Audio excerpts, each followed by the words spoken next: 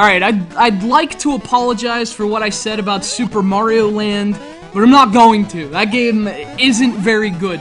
Fortunately, this one is a whole lot better. In fact, this sequel might just represent one of the most dramatic quality increases in the long existence of video game sequels. It almost completely nullifies the horrendous aftertaste of its predecessor, while making a little bit of gaming history in the process. It's Super Mario Land 2, 6 golden coins.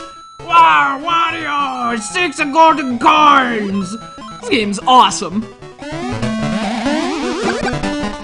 Released to the Game Boy in 1992, Super Mario Land 2 came 3 years after the original Super Mario Land, a release that was immensely successful for 2 reasons. 1, it was a launch title, and 2, it had Mario. But the thing is, it didn't feel like a Mario game. You could tell the first one was developed by people other than Mario creator Shigeru Miyamoto. It didn't have that classic Mario vibe. But to the credit of its developers, this one comes really close.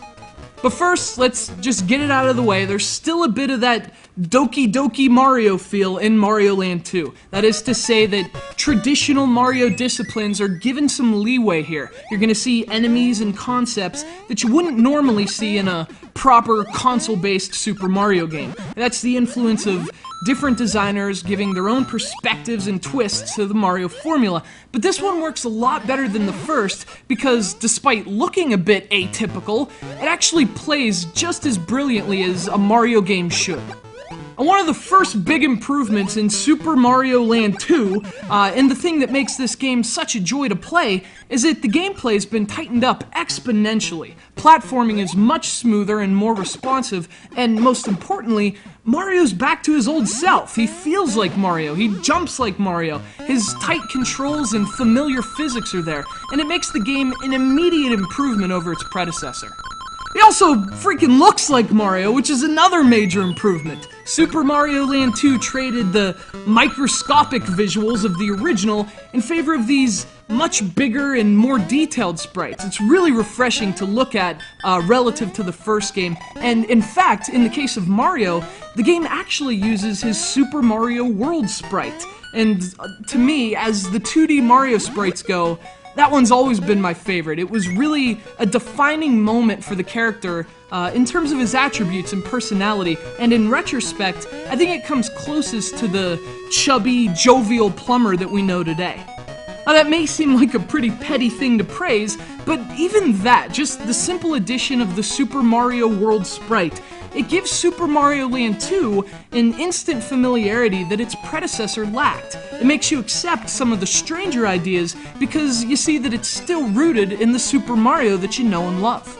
But what's even more interesting about this game is the way it's made what were once strange ideas Super Mario staples. A Wario, for example. This is his debut appearance, and as bizarre as he might have seemed in 1993, he's since become a favorite in Mario spin-offs. I mean, just look at him running around on top of his castle. It takes a lot of work to maintain such a boyish frame.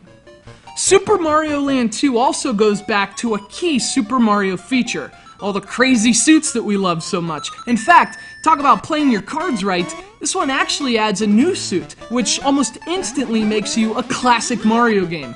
Just as the leaf gave Mario a raccoon tail, a carrot gives him bunny ears in Super Mario Land 2, allowing him to gently float across really wide distances. Not only is it a great and super adorable power-up, but it's also a kind of precursor for some of the suits that have come since, specifically the hovering bee suit from Super Mario Galaxy. Listen, I'm sorry if my harsh words on Super Mario Land offended you.